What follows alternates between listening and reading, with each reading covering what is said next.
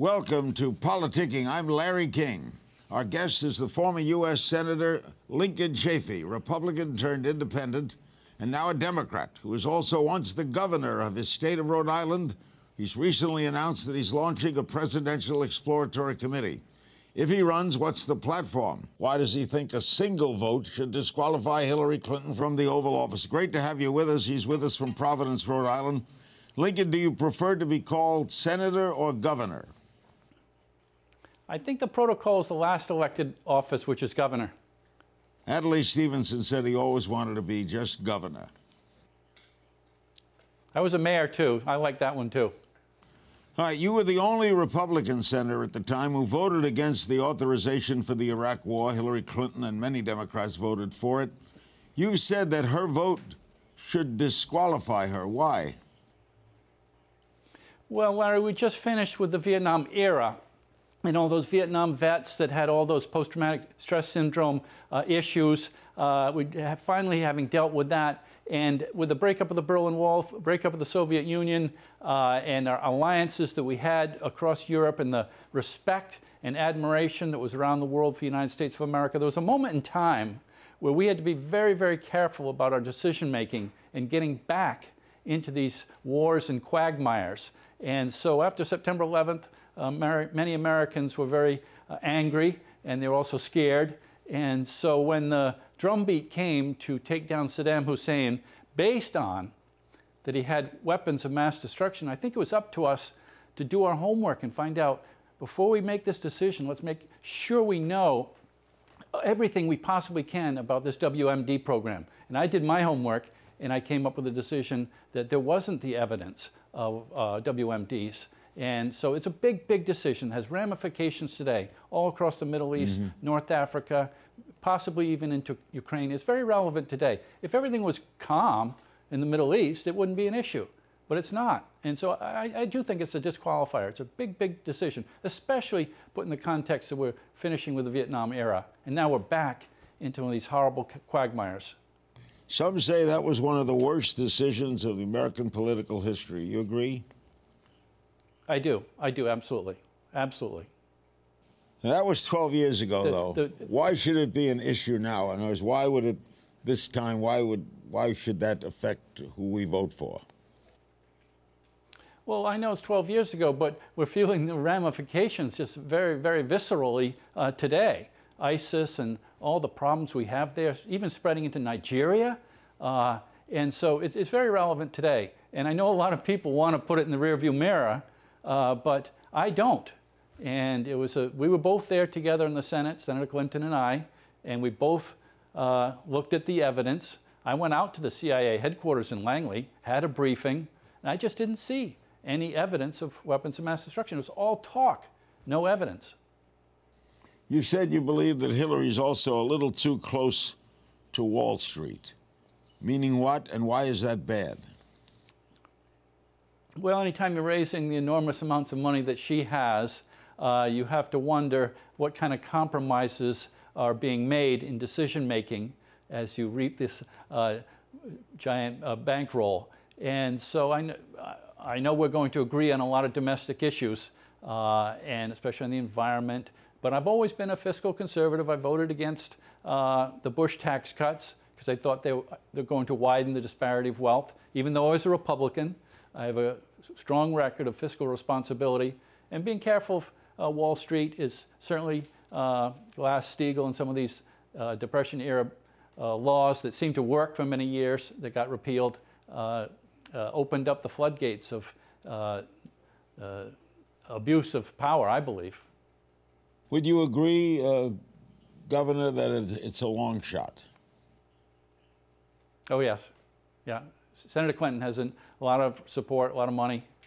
But I think I have a good issue. And it's not only the Iraq War vote, but also just the muscularity, the top-down approach, that too close to that neocon unilateralism approach to our foreign policy. So it goes beyond just the Iraq War vote. For instance, Larry, in her book, she called Hugo Chavez in Venezuela, a dictator.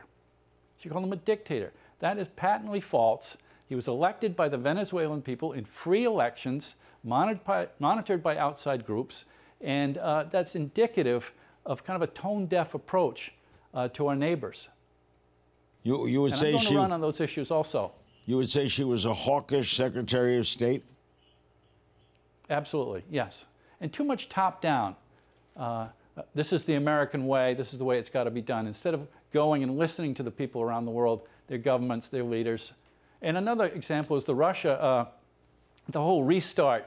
Right at the beginning of her tenure as Secretary of State, they had a restart ceremony with the Russians, and they had they spelled in Russian restart wrong. And they insulted the Russians right from the first minute. And that's just a kind of thing that I'm going to run on. Just new ideas, fresh ideas for our foreign policy. You say you started an exploratory committee. Is it a pretty good bet that you're going to run? Yes, a very good bet. If you went to the windows, it's good money. And so you think, also, do you think that she should have opposition in the primary? Yes, these are all relevant issues that American people, I think, should care about, ask about not only the Iraq war vote, but the vote that was taken the same day, offered by Senator Levin from Michigan, saying, let's just slow this down until the weapons inspectors, Hans Blix, and all those people did their work. She voted against the Levin Amendment. So these are good questions, and where we're going in the world, what kind of approach we're going to have with our allies, how we build more alliances. These are all the reasons I want to run. The Obama presidency in the election, will it mean much? Will it count a lot? How will that come up? I think with the improving economy, it's going to be good. President Obama has done a great job in turning around the debacle that the Republicans handed to him just that fall before he got elected. And he's methodically turned it around. So I think there's going to be a lot of positives with the domestic agenda for the Obama legacy. Others who've been mentioned that might go in the primary, your thoughts on Martin O'Malley, the former governor of Maryland? We served together on the National Governors Association when I became a Democrat, the Democratic Governors Association. Good guy. Look forward to a lively debate on the issues. And former mayor, as I am, former governor, as I am, so we share those two things. Would he be a little left of you? I don't know. I'm pretty liberal on a lot of issues. I'm fiscally responsible, but I don't know if you can get to the left of me, especially foreign policy. I'm scared about nuclear weapons. We live in an age of nuclear weapons, and how we make our world safe for our children and grandchildren. How about Jim Webb, a former senator? I don't know him. I don't know him at all. Former Secretary of the Navy. I know right, under Reagan. We didn't overlap. He came in when I left the Senate. Senator Bernie Sanders, who's left of everybody. He's not even a Democrat yet. I know, independent of Vermont. He's an interesting guy, though. Oh, yes. Yeah. I think he's a former mayor of Burlington also. Yeah. What about thoughts on some Republican hopefuls? What Republican would be the foremost challenger, do you think? I really don't want to handicap that field.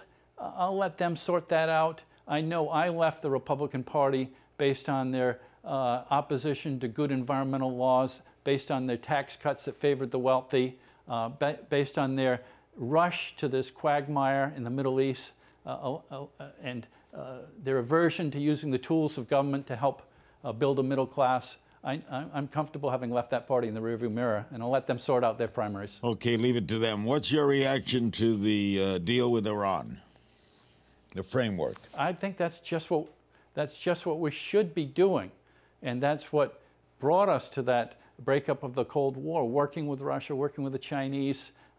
Started with ping pong teams back in the 70s, and I think a lot of Iranians want just what we want. They want health care, they want an education, they want good jobs. They're not Islamic extremists. We can live in peace with Iran. I do believe that. You've said that improving relations with Russia should be one of our highest priorities. Do you see us doing that? Absolutely. Ukraine being in that tug of war in between Russia and the EU, is one of the reasons they're having all that conflict there. And I like to argue that if you open an atlas and look at any atlas and look at Europe, it spreads all the way to the Ural Mountains. And so why shouldn't we look at an EU, a European Union, that includes that densely populated area of Russia west of the Ural Mountains, and let's bring them together so we're not having, for instance, Ukraine in this tug-of-war between Russia and Europe. We can do that. Let's bring everybody in and share some of their energy resources with the markets that Europe has, and that's the way it should be. They say, Governor, that the only thing certain in life is change, yet change is the thing we probably fear the most. No one embodies change more than you, Republican, Independent, Democrat. Why? Well, I haven't actually changed any of my core convictions, and you can look at my long record of 30 years as a councilman, a mayor, a senator, and a governor, that I haven't changed. I've been strong on the environment, I've been strong on civil liberties, women's reproductive freedoms, on fiscal responsibility, certainly on avoidance of these quagmires overseas, and also building the middle class, using social programs such as Head Start. Always been a big supporter of Head Start. Why should the wealthy be able to go to pre-K? They can afford to go to pre-K. All of us should be able to have that advantage. And at the other end, Pell Grants. I've always been a strong supporter of Pell Grants. They work. They build the middle class. Get an education. So I haven't changed, whether I've been a Republican, an Independent, Democrat. Has your party changed? You were a moderate Republican in the days when there were moderate Republicans, the Javises and Dirksons and others. Is that gone? Yes, and that's one of the reasons I left the Republican Party. It used to stretch across the country. You mentioned a couple, but also Hatfield in Oregon, Nancy Kassenbaum in Kansas, maybe even Alan Simpson in Wyoming. You could call him a moderate or even a liberal Republican, the old Rockefeller Republicans. Curiously, mentioning this, Hillary Clinton started out as a Goldwater girl. So talk about right wing. What happened to moderate Republicans? I think the party, after they saw Goldwater in '64 win not only his home state of Arizona, but the only other states he won were the Deep South Dixie states, Mississippi, Louisiana, Alabama, Georgia, South Carolina, because he had voted against the Civil Rights Act. And Nixon saw that and said, if we can get into the South, he called it the Southern Strategy. And they started talking about law and order, kind of code words. And when I came into the Senate, my leadership was Trent Lott and Don Nichols and Thad Cochran, all from the South. The South had taken over the Republican Party, which was used to be the party of Abraham Lincoln. You couldn't get elected as a Republican for dog catcher. Governor, the best of luck to you. We hope to have you on quite a few times during the next couple of years. Please invite me, Larry. Anytime. We can talk horse racing, too. Yeah, you bet. A great American, Lincoln Chafee.